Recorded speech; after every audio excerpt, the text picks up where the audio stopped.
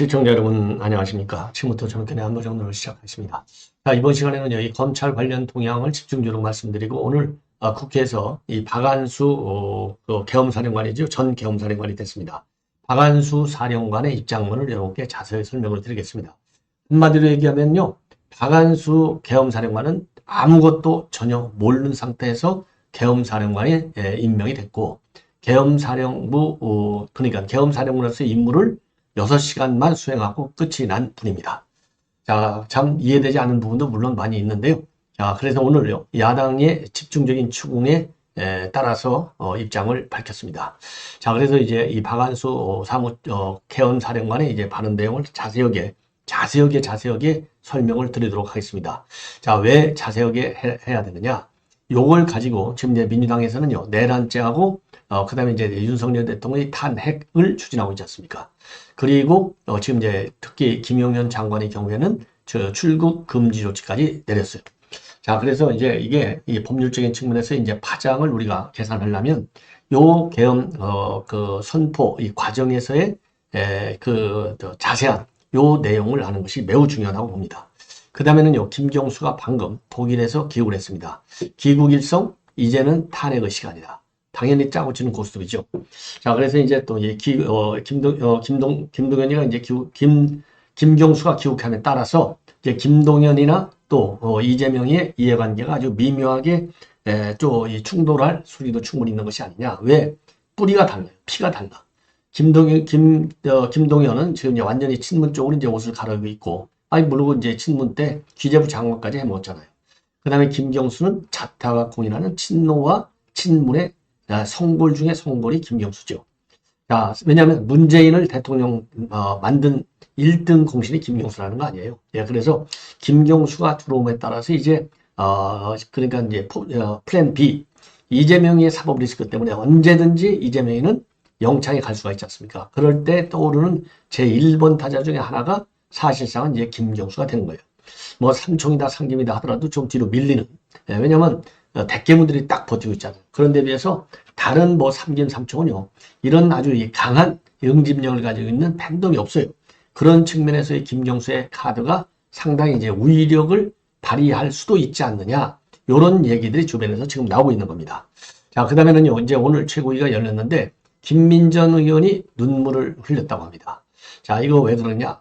이거 윤 대통령이 그랬잖아요. 도대체 이게 민주당의 폭거를 견제하려고, 요거를 한번 견제하려고 개혁을 했다. 그거와 관계된 내용인데요. 윤 대통령이 잘한 성과하고 민주당의 문제점을 갖다가 제대로, 우리가, 그러니까 이제 당에서, 알리지 않다 보니까 대통령이 계엄령이라고 하는 카드를 꺼내서, 극악무도한 민주당의 실체를 알린 거 아니냐. 그러다 보니까 지금 대통령이 이렇게까지 몰리는 거 아니냐. 그게 눈물이 난다. 이거 그런 취지가 아닌가 생각이 듭니다. 자, 그래서 이제 이 인용 하나고요. 그다음에 이제 김민전 이 두 분이서 그런 취지의 윤 대통령의 성과가 굉장히 많은데, 인용한 같은 경우는요, 윤 대통령은 그냥 일반 회성같이 뛰어다녔어. 지난 2년 반을 넘게 이 정도 한마디가, 그러니까 이거는요, 윤 대통령이 뭐라고 그랬습니까? 해외 정상회담 다니면서 나는 영업사원 1호로 뛰고 있다 이렇게 얘기했잖아요. 이제 그거하고 이제 맥락을 같이 하는 대목이 아닌가 이렇게 생각이 드는데요. 자, 그러면요, 이 맨 먼저 뭐니 하더라도 이미 이렇게 말씀드린 대로 지금 이제 이 민주당과 그다음에 조국, 그리고 이제 조국 플러스 이제 조그마한 군소정당들 모두가 개혁신당을 포함해서 말이죠, 모든 당이라는 이름을 가진 정당들은 전부 개헌 플러스 알파 인물들을 갖다가 전부 다 고소 고발 조치를 했습니다. 경찰, 그다음에 검찰, 그리고 심지어 공수처에까지 고발을 했어요. 그러다 보니까 지금 이제 법률적으로 보면 요 내란죄로 이제 고발했지 않습니까? 내란죄의 경우에는 이제 검경 수사권 조정 이후에 검찰에서 수사권을 갖지 않고 있고, 요거는 경찰 수사권으로 돼 있는데, 그러면 왜 검찰이 수사하느냐? 이런 것만 보더라도 검수한 바, 이 악법이 얼마나 지금 수사 현실 무시하고 악법으로 그렇게 만들어졌는지 알 수 있어요. 자, 그래서 지금 이제 검찰에서 수사하는 것은요, 내란죄 수사가 아니고 관련된 수사를 하는 겁니다. 뭐와 직권남용과 관련된 내란죄. 그러니까 뭐뭐와 관련된 범죄도 검찰에서 수사할 수 있도록 지금 그렇게 돼 있어요. 그렇기 때문에 우선 직권남용을 대상으로 수사하다 보면 직권남용과 관련된 게 뭐냐? 바로 지금 이 내란이잖아요. 내란죄. 야당에서 주장하는 이게 무슨 내란죄가 되겠습니까만은. 예. 자, 그래서 이제 그런 이제 이 법리 차원에서 검찰도 직접 수사할 수 있다. 이렇게 최종적으로 이제 유권적 해석을 내리고 검찰이 직접 수사한다. 이렇게 입장을 내놨습니다. 자, 그래서 이제 검찰 입장 수정을 내놨는데요. 뭐 항상 약방의 감초가 있죠. 검찰 수사한다 할 때 누가 됐든지 간에 항상 얘기가 그거지 않습니까? 우리 검찰은 법과 원칙에 따라서 일체의 정치적 고려 없이 수사한다. 이게 뭐 완전히 약방의 감초잖아요. 이원석 그랬죠. 그 다음에 윤석열 대통령도 검찰총장 때 그랬지 않습니까? 자, 그리고 심우정이도 그렇게 입장을 내놓은 겁니다. 당연한 논리적 귀결이 아닌가, 예, 이렇게 생각이 듭니다. 자, 그래서요, 이 검찰총장이 지금 밝힌 입장문을 그래서 이제 이 직권남용 혐의하고 그 다음에 내란죄로 고발이 됐어요. 그래서 직권남용을 수사하다 보니까 직권남용이 무엇과 관련된 거지? 내란죄와 관련된 거. 그래서 요거를 검찰이 직접 수사하지, 검찰에서 직접 수사하지 경찰로 이첩을 하지 않는다. 이렇게 지금 밝히고 있고요. 자, 그리고 말이죠. 지금 이제 그렇게 되니까 심우정 총장이 퇴근길에 직접 육성으로 밝힌 입장입니다. 자, 심우정 총장이 말이죠. 직접 입으로 육성으로 이렇게 입장을 밝히는 것은 매우 이례적인 것 같아요. 거의 얘기를 잘 안 하지 않습니까? 법과 원칙에 따라서 수사하겠다. 그래서 내란죄와 직권남용 모두 검찰이 직접 수사가 가능하냐? 이렇게 물어보니까 법령과 절차에 따라서 수사를 할 수 있다고 생각한다. 그러면서 말이죠. 관련 고발장들이 접수가 돼서 서울중앙지검 공공수사 일부에 배당이 됐다. 그리고 오늘 김용현 전 장관에 대한 출국 금지 조치도 취했다. 관련 법령과 절차 그리고 법과 원칙에 따라서 수사를 진행하도록 하겠다. 이렇게 밝혔습니다. 자, 그래서 이 검찰에서는요. 그러니까 이제 내란 혐의가 직권남용 혐의가 직접 관련이 있는 범죄이기 때문에 내란 혐의도 직접 수사할 수 있다. 최종적으로 그렇게 판단한 거예요. 왜냐하면 내란 혐의는요. 21년도 검경수사권 조정한 이후에 검찰이 직접 수사 개시 대상이 아니에요. 그렇지만 직권남용 범죄는 검찰이 직접 수사할 수 있고 그리고 직권남용과 직접 관련이 되어 있는 범죄도 직접 수사할 수 있게 되어 있습니다. 자, 그래서 이제 검찰이 직접 수사하겠다. 이렇게 최종 입장을 정립한 걸로 보입니다. 그래서 검찰청법에 어떻게 되어 있냐면요. 검사가 직권남용 등 대통령령에서 정한 범죄와 직접 관련성이 있는 범죄도 직접 수사할 수 있다. 이렇게 되어 있거든요. 이 검찰청법에 따라서 요거를 갖다가 직접 수사하겠다. 이런 취지가 됩니다. 그리고요. 내란죄 고발 사건과 관련해서 검경합동수사나 특별수사팀을 꾸릴 가능성이 있느냐. 지금 단계에서는 말씀드리기가 어렵다. 당연히죠. 아주 적절한 그 입장이 아닌가 이렇게 생각이 들고요. 그리고 수사가 적절하게 이루어질 수 있는 여러 가지 방법들을 다각도로 검토하겠다. 수사 단계에 따라서 필요한 조치가 있다면 취하도록 하겠다. 이렇게 밝혔습니다. 자, 그리고 말이죠. 이제 오늘 이창수 중앙지검장, 그 다음에 이제 그 밑에 있는 조상원 4차장, 그리고 이제 최재훈 부장검사. 오늘 이제 탄핵이 이제 끝났지 않습니까? 가결이 됐는데 그와 관련해서는요. 굉장히 엄중한 시기에 탄핵이 일방적으로 처리된 것에 대해서 매우 유감스럽게 생각한다. 그리고 사건 처리에 대한 불복은 형사 사법 시스템 안에서 이루어져야 되고 저는 수사의 최종 책임자로서 검찰 구성원들이 흔들림 없이 소신껏 일할 수 있도록 제 역할을 다하고 중앙지검도 민생범죄 대응에 공백이 없도록 지휘하겠다. 그리고요. 모든 사건에 대해서는 언제든지 법과 원칙에 따라서 처리할 수 있도록 지휘하겠다라는 말씀을 다시 한번 드린다. 그래서요. 아주 이 심우정 검찰총장 본래도 아주 실력도 있고 점잖하다고 하는데 완전히 교과서에 나오는 대로 답변을 한 것이 아니냐. 저는 그렇게 생각이 듭니다. 자, 그러니까 이제 모범 답안을 쓴 거라고 봐요. 이 말 한마디가. 그런 것처럼 수사의 결과도 그야말로 그 모범 수사가 됐다. 이런 평가를 받도록. 그러니까 김건희 여사 수사 서울중앙지검에서 어마어마하게 고생해서 말이죠. 4년 거의 2개월, 6개월, 4년여 만에 이제 결론을 내려놨는데도 불구하고 지금 상장을 주기는커녕 지금 이제 이 탄핵을 당했잖아요. 이런 거에 대한 이런 거를 갖다가 반면 교사로 삼아가지고요. 확실하게 민주당한테 그야말로 고발한 사람들한테 말이죠. 전혀 고발의 실제적인 이익이 도대체 뭐냐. 이게 이제 정치의 사법화를 가속시키는 거 아니냐. 이런 역풍이 불 수 있도록 수사를 잘 해 주리라고 믿습니다. 자, 이번에는요, 지금 이제 박한수, 지금 계엄사령관이죠. 박한수, 지금 육군참모총장인데, 박한수 육군참모총장이 오늘, 지금 이제 국회에 나와서 답변한 내용들이 굉장히 양도 많고요. 그리고 의미 있는 발언도 상당히 많습니다.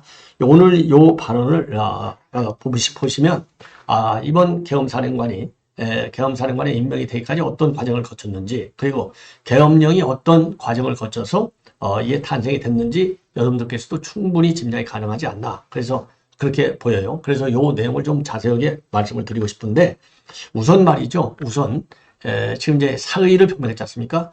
바로 이제 어제, 왜냐면 이제 김용현 장관이 이제 오늘 이제 관뒀고요. 면직이 됐고, 후임에는 최병혁 주 사우디 대사. 이 최병혁 주 사우디 대사는 육사 41기고, 최종적으로는 이제 이 후스타 사성 장군 출신입니다. 자, 그래서 이제 한미연합사 부사령관, 이 엘리트들이 가는 자리 중에 하나죠. 여기를 역임했고, 그 다음에 육군 참모 차장을 역임을 했습니다. 그리고서 지금 이제 대사, 공관장 일을 하고 있는데, 그래서 이분은요, 지금 용산에서도 이제 발표하기를 굉장히 우선, 국가안보에 관련된 지식이 아주 풍부한 분이다. 그리고 또 무엇보다도 굉장히 소신 있는 사람이다. 그리고 야전에서 탁월한 야전 능력을 인정을 받았다. 이런 점들이 발탁의 이유가 됐다. 이렇게 이제 정진석 비서실장이 밝혔어요. 그래서 이제 최재혁 대사가 장관으로 내정이 됐고요. 그리고 이제 지금 그러니까 이제 사의를 표명한 거예요. 사의를 표명했는데 김영현 장관한테 어제 사의를 표명했고, 김영현 장관은 이제 오늘 교체가 됐고요. 바로 이제 지금 이 병혁 지금 주 사우디 대사가 이제 장관으로 지명이 됐는데, 이와 관련해가지고 이제 사의를 표명했다고 됐는데요. 윤 대통령이 조금 전에 요 사의를 반려를 했습니다. 반려하게 된 이유는요, 여러분들 잘 아시다시피 지금 이제 이 안보 상황이 굉장히 엄중하다. 그래서 안정적인 군 운영이 매우 중요하다고 이제 봤다는 겁니다. 그래서 윤 대통령이 육참총장으로서 그야말로 임무 수행에 매진해 줄 것을 당부를 했다. 이렇게 밝히고 있습니다. 자, 그래서 지금 이제 지금 박한수 계엄사령관은 계속해서 이제 육군 참모총장으로서의 직무를 계속 수행할 수 있게 된 것 같습니다. 잘한 것 같으죠. 예. 자, 그리고요. 그리고 또 하나. 지금 이제 오늘 이제 국회 질문 답변 과정에서 도대체 누구 지시로 이제 군을 경찰에 투입을 했느냐, 계엄군으로서. 요거와 관련해서는요, 김용현 장관의 지시로 경찰청장에게 보고록 내용을 전파하고 전화를 3번 했다고 합니다. 전파하고 시행을 요청을 했다. 예, 명령보 이렇게 저기가 아니고 요청을 했다. 이렇게 입장문을 내놨습니다. 예. 자, 그리고요. 이제 헬기가 뜨고 이런 거 있지 않습니까? 그런 거에 대해서는 본인은 전혀 모른다. 누가 띄웠는지. 예, 그런 입장을 지금 보이고 있어요. 대부분에. 그리고 이제 계엄령을 언제 알았느냐? 그것도 잘 몰랐다. 신문을 보고서 알았고, 그 다음에 이제 지휘관 회의를 할 적에 그때 이제 장관이 본인한테 이제 계엄사령관을 맡아라. 이렇게 얘기해서 맡게 됐을 뿐이고, 사전에 전혀 낌새를 몰랐다. 이렇게 밝히고 있습니다. 자, 그래서 이제 이걸 보면요. 보안 제1주의로 요것이 이제 시행이 된 것이 아닌가. 왜냐하면 청와대 비서실장도 몰랐고, 그 다음에는 지금 신원식 안보실장도 몰랐고, 지금 이제 그리고 직접 계엄사령관인데 이거 얼마나 중요한 자리입니까? 계엄사령관인 지금 이제 이 박한수 장군도 전혀 몰랐고, 그래서 지나친 이제 보안 때문에 또 실패한 것이 아니냐, 이런 의견도 나올 만하지 않나, 이렇게 생각이 듭니다. 자, 그리고 계엄사령관에 임명된 것은 좀 전에도 말씀을 드린 대로 언제 계엄사실을 알았느냐. 그러니까 계엄사실은 갑작스럽게 대통령 담화가 발표된 후에 지휘통제실로 이동하게 됐고, 바로 이어진 전군 지휘관 회의에서 명확하게 인지하게 됐다. 그리고 계엄사령관에 임명된 것은 누가 연락했느냐는 질의와 관련해서는요, 합참 지휘통제실에서 국방장관이 주재한 지휘관 회의 후에 계엄사령관은 육참총장 박인수라고 해서 그때 정확히 알게 됐다라고 밝혔습니다. 그리고 포고령의 문장을 읽어봤느냐, 동의했느냐 이런 질문과 관련해서는요. 제가 그 분야의 전문성이 없어서 그러니까 이제 잘 모르기는 모르지만 좀 어색하다 이거죠. 예, 그러면서 포고령에 동의하지 않으셔서 수락했고, 그 다음에 수락해서 개별사령관으로서 군을 투입한 지시가 또 올바른 지시라고 생각을 했기 때문에 지금 이거를 받아들였는데, 하지만 그럼에도 불구하고 법률 검토는 했다. 야, 왜냐하면 이게 법률에 안 맞으면 안 되는 거잖아요. 그래서 굉장히 이걸 보면은 신중하게 이제 접근한 것이 아니냐, 이렇게 판단이 되는 대목이 되겠습니다. 자, 그리고요. 그리고 여러분들 뭐 잘 아시다시피 지금 조국이도 재판을 좀 지연시켜 달라 이렇게 요청을 했습니다. 자, 그런데 지금 이제 보도에 따르면요. 계엄사령관, 아까 말씀드린 대로 계엄군의 국회 투입도 전혀 몰랐다. 그리고 윤 대통령한테 직접 명령받은 것은 없다. 대신에 그럼 누가 명령을 내렸느냐? 지금 이제 이 김동현 장군이 내렸을 가능성이 상당히 크지 않나. 이런 이제 보도가 지금 많이 나오고 있습니다. 자, 그리고요. 그리고 또 오늘 이제 육삼총장은요. 윤 대통령한테 계엄 상황 중 합창지 통제실을 윤 대통령이 방문했다. 이런 지금 보도가 나오고 있습니다. 자, 그 군인들 입장에서는 굉장히 영광스러운 것이죠. 대통령 같이 이제 식사도 하고 이런 게. 자, 그런데요, 오늘 이제 행사와 관련해서는요, 지금 이제 이 박안수 장관이 내놓는 걸 보면은 윤 대통령이 계엄 상황 중에 합참 지휘통제실을 한번 방문했다고 합니다. 그때 합참 지휘통제실에서 윤 대통령에게 간단하게 인사를 했다. 이게 이제 전부다. 그러니까 이제 윤 대통령 라인으로 해서 이렇게 된 것이 아니고 그야말로 뭐 실력 있게 생겼어요. 생겼도 실력을 통해서 이제 그 육군 참모총장 자리까지 올라간 그런 영예스러운 군인이 아닌가 이렇게 생각이 듭니다. 자, 그리고요 이번 이제 그 시위 폭동 가능성과 관련해서 지금 이제 그 자기네 캠프에서는 말이죠. 지금 이제 국회 내 지금 내가 5명 정도가 국회 내에서 잠을 잘 수 있겠느냐. 그래서 군을 실전 병력을 투입하자 이런 얘기도 있었는데요. 현지에 있는 현지인들이 대부분 다 반대하고 있다고 합니다. 자, 그러니까 이제 외국 세력들이 너무나 많이 몰려오는 것은 어느 나라 국민이고 간에 전부 싫어하는 것 같아요. 예. 자, 이 정도로 해서요. 이 정도로 해서 이제 박한수 총장과 관련해서 이제 대부분 내용이 끝나가는 것 같고요. 그리고 계엄 상황 중에 윤 대통령이 상암지휘통제소를 방문했다고 합니다. 상암지휘통제소.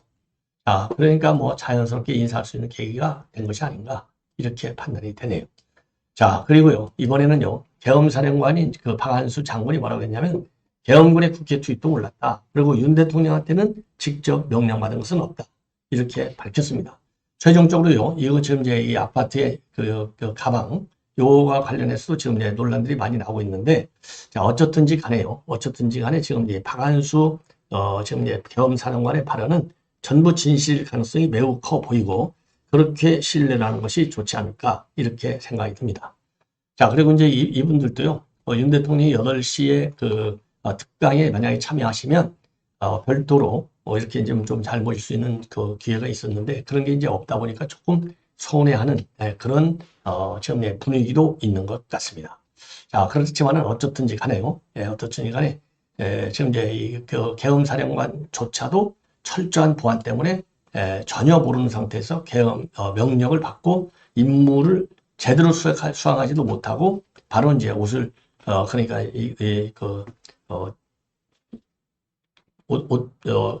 수행하지도 못하고 계엄사령관의 직을 내놓는 이런 아주 특이한 사례가 생기지 않았나 이렇게 생각이 드네요.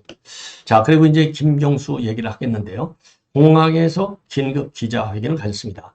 이 위기를 초래한 무모한 권력에 대한 탄핵은 이제 거스를 수 없는 국민의 명령이다. 명령이다. 그러면서 말이죠. 지금 한마디로 얘기해서 이제 윤 대통령이 조금이라도 나라를 위해서 우려하는 마음이 있다면 지금이라도 스스로 물러나는 것이 국민에 대한 최소한의 도리다. 우리 국민의 힘으로 지금 이 정권이 조기에 교체될 길을 찾는 게 무엇보다 중요하다. 국민의 힘도 그런 길에 함께 할 것이라고 생각한다. 그리고 지금 대한민국 위기에 가장 큰 책임 있는 사람들은 윤 대통령과 전 정권이다.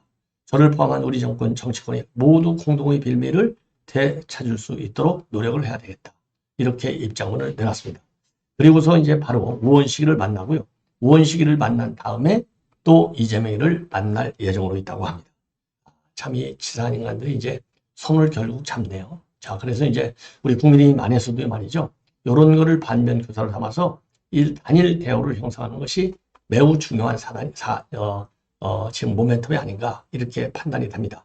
자, 그리고요. 오늘 이제 김경수 얘기는 이제 아까 말씀드린 대로 이거 그러니까 이제 이재명이 이제 흔들거리니까 그 흔들거리는 이재명의 정치적 공간을 본인이 찾아오겠다. 이거 아니겠습니까? 자, 이거 어쨌든지 간에요.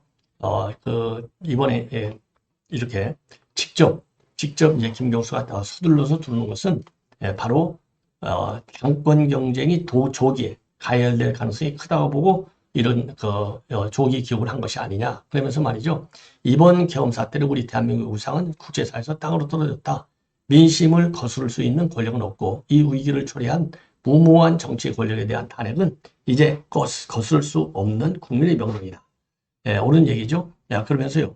윤 대통령이 조금이라도 나라를 위하는 마음이 있다면 지금이라도 스스로 물러나는 것이야말로 민주당의 인사를 제대로 이제 하는 것이다. 이렇게 입장문을 내놨습니다. 자, 그래서 이제 그러니까 지금이라도 스스로 물러나는 것이 국민에 대한 최소한의 도리다. 그리고 우리 국민의 힘으로 지금 이 정권이 조기에 개최될 길을 찾는 게 무엇보다 중요하고 국민도 그 길에 함께 할 것이라고 생각한다.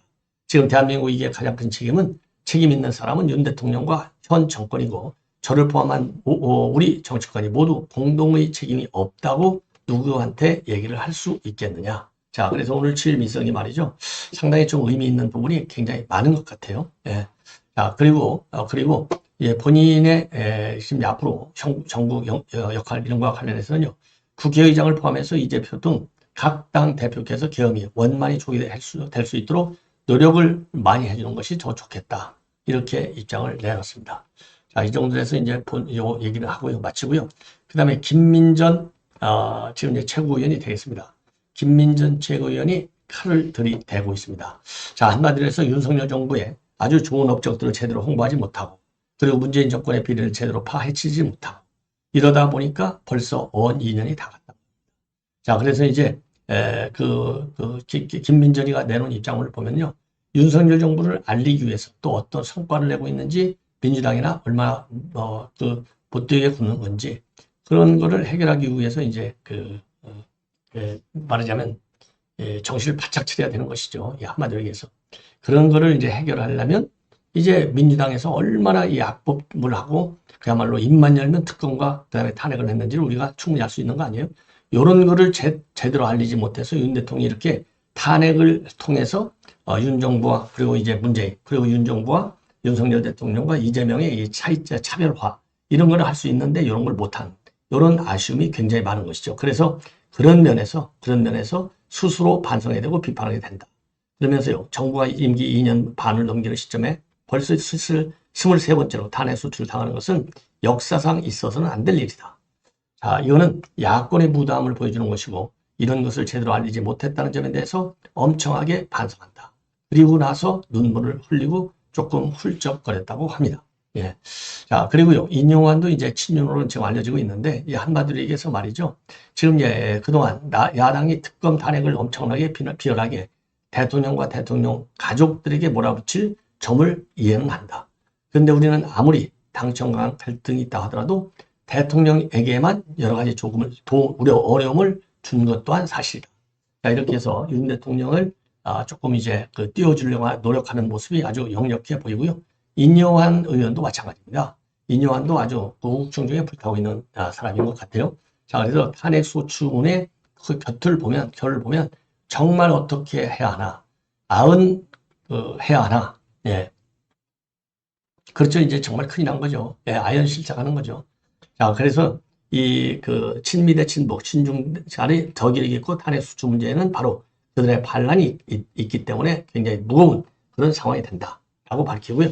그리고 인용환도요. 그동안 야당이 특검 탄핵을 엄청나게 비열하게 대통령과 가족에 대해서 몰아붙인 점을 기억해달라. 우리도 당정 갈등이 있어서 대통령에게 여러 가지 어려움을 준 것은 사실이다. 이렇게 입장을 밝혔습니다. 그리고 노동계에서 극히 일부지만 세 사람이 실형을 받고 저쪽에서 넘어온 한 인사가 조사를 받고 있는데 확인이 되면 이거야말로 전이 명문 명문 이 방송 논평이 되지 않나 이렇게 생각이 듭니다. 시청자 여러분, 이것으로 본 방송을 마치겠습니다. 대단히 고맙습니다.